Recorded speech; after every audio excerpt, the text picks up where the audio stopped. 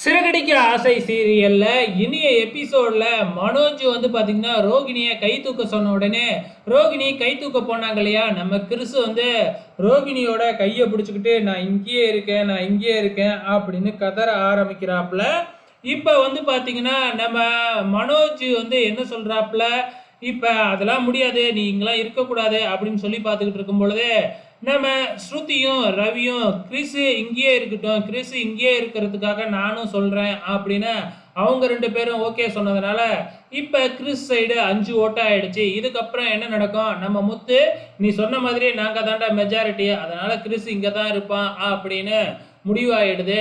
So இதுக்கப்புறம் என்ன நடக்குது அப்படின்னு பார்த்தீங்கன்னா, இப்போ பாட்டியோட ஃபோட்டோ கிடைச்சதுனால மறுபடியும் அதோ ஆட்டோ ஸ்டாண்டுக்கு போயிட்டு நம்ம முத்து ஃபோட்டோவை காட்டி விசாரிக்கும் பொழுது அதில் ஒரு ஆட்டோ டிரைவரு, ஆமாம் இந்த அம்மா என்னோட ஆட்டோவில் தான் வந்தாங்க, அந்த மாதிரி ஒரு கோயிலில் போய் தான் இறக்கி விட்டேன், போகும்பொழுதே அந்த அம்மா அழுதுகிட்டே போனாங்க, என்னன்னு கேட்டேன், விதியை நினைச்சே அழுகுறேன் அப்படின்னு சொன்னாங்க அப்படின்னு அந்த ஆட்டோ டிரைவர் சொல்லிட்டாப்ல. உடனே நம்ம முத்துவும் மீனாவுக்கு ஃபோன் பண்ணி விஷயத்த சொல்ல, நான் அந்த கோயிலில் போய் விசாரிக்கிறேன் அப்படின்னு நம்ம மீனா கிளம்பிடுறாங்க. இங்கே நம்ம அண்ணாமலை கிறிஸை ஸ்கூலில் கொண்டு போய் விட்டுட்டு மறுபடியும் வீட்டுக்கே கிளம்பிடுறாங்க.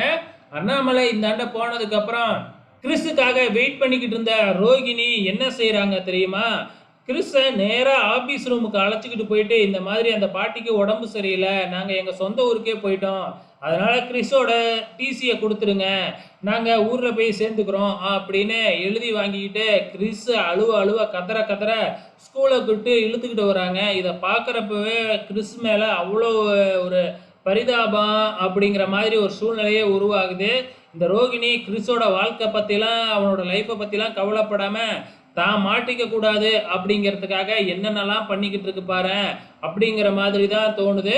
நேராக வந்து பார்த்தீங்கன்னா ஃப்ரெண்டு வீட்டுக்கு, வித்யா வீட்டுக்கு தான் அழைச்சிக்கிட்டு வராங்க ரோகிணி கிறிஸை.